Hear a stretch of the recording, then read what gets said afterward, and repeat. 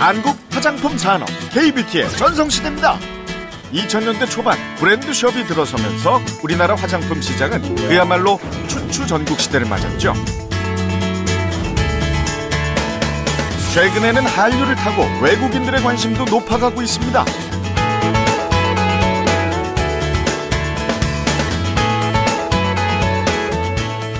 특히 중국인 관광객, 요커들에게 가장 인기 있는 쇼핑 품목이 한국 화장품이라고 하죠. 이렇게 한국산 화장품에 열광하는 이유는 뭘까요?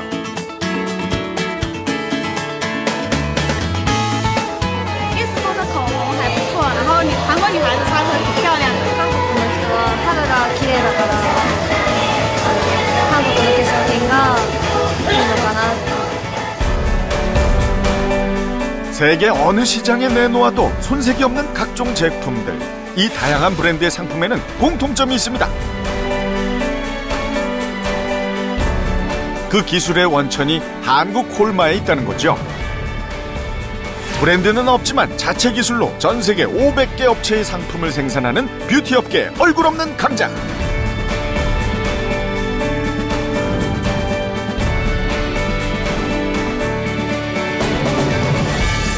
한국 화장품 산업의 산증인으로 달려온 지난 25년 연평균 34%라는 꾸준한 성장을 보여온 K뷰티의 선구자.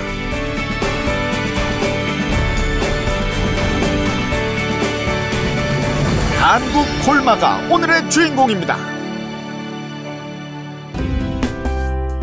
여기 다양한 브랜드의 화장품이 한자리에 모였습니다. 발효 에센스로 인기를 끌었던 제품도 있고요. 중국 브랜드의 비비크림도 보이네요. 이건 유명한 글로벌 브랜드의 마스카라고요. 요즘 같은 여름에 인기를 끌고 있는 선크림까지. 이 제품들의 공통점. 네, 그렇습니다. 제품 뒷면에 비밀이 있다고 했죠. 바로 제조사가 한국 콜마입니다. 세계 어디서 팔리든 그 고향은 이곳 한국 콜마라는 거죠. 국내 화장품 시장의 썬 제품 절반은 한국 콜마가 만든 건데요. 한국 콜마만의 독보적인 기술은 썬 제품만이 아닙니다. 2012년 장영실상 수상,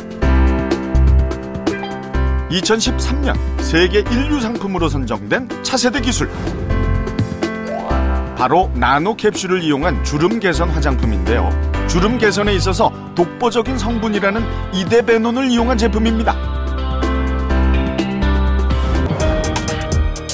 이처럼 수많은 기술 중에서도 성공과 실패를 가르는 작은 차이는 바로 소비자보다 반보 앞선 시도입니다. 한국 콜마의 반보 앞선 시도는 언제나 유행으로 이어졌습니다.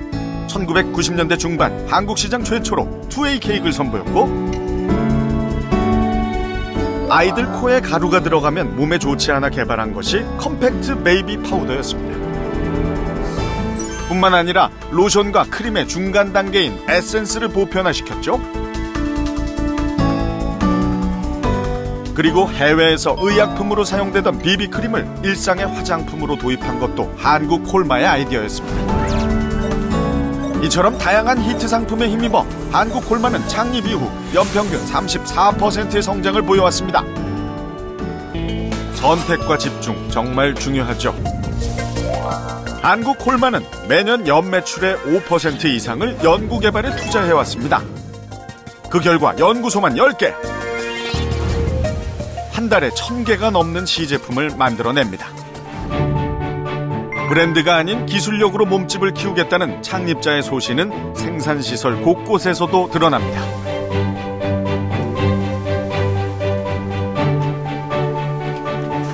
올해 증축한 생산설비시설은 연간 2억 4천만 개를 생산할 수 있는 화장품 공장으로서는 국내 최대 규모인데요. 규모만이 아닙니다. 철저한 품질 관리를 위해 까다롭기로 유명한 의약품 기준에 맞춰 생산 설비를 갖췄습니다.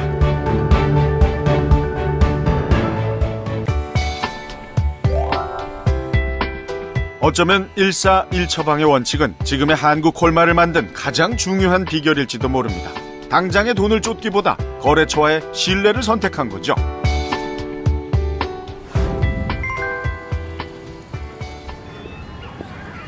중국 근무 8년 차인 배성환 팀장이 상하이에 있는 거래처를 방문하러 왔습니다.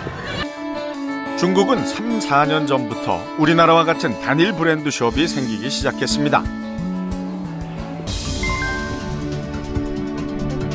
콜마 인사이드, 그 기술력을 믿고 한국 콜마는 2007년 베이징에 진출했습니다. 매출의 규모는 크지 않지만 성장률만큼은 기하급수적으로 늘고 있습니다. 출발은 믿을 수 있는 한국 원료의 앞선 기술로 시작했지만 중국 시장에서 생존하기 위해서는 중국 시장만의 유행을 읽어야 합니다.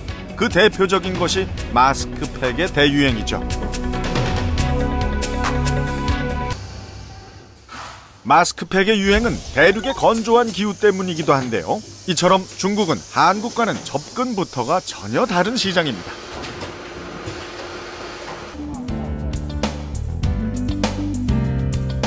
최근 중국 화장품 시장에 진출한 국내 기업만 50여 곳. 업체가 늘수록 경쟁은 치열하지만 한국 콜마에게는 한국 기업이건 중국 기업이건 모두 거래처가 될 수 있습니다. 여기서 한 발 나아가기 위한 전략은 없을까요? 이에 대한 준비는 벌써 시작됐습니다. 소재연구소와 충북대 원예과학과는 3년 전부터 국내 자생식물의 효능을 연구 중입니다.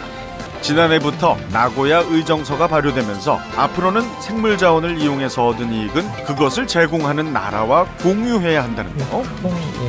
쉽게 얘기해 한국 콜마가 개발하고 판매하는 화장품의 원료가 중국 토종식물이라면 그 이익금의 일부를 중국에게 돌려줘야 한다는 거죠.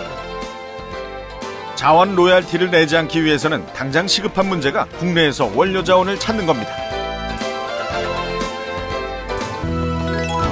한국 콜마가 미래 전략으로 선택한 또 한 가지는 퓨전 테크놀로지입니다. 화장품 회사로 출발한 한국 콜마는 2002년 제약 사업을 시작했는데요. 이 또한 화장품처럼 ODM 방식을 선택했습니다.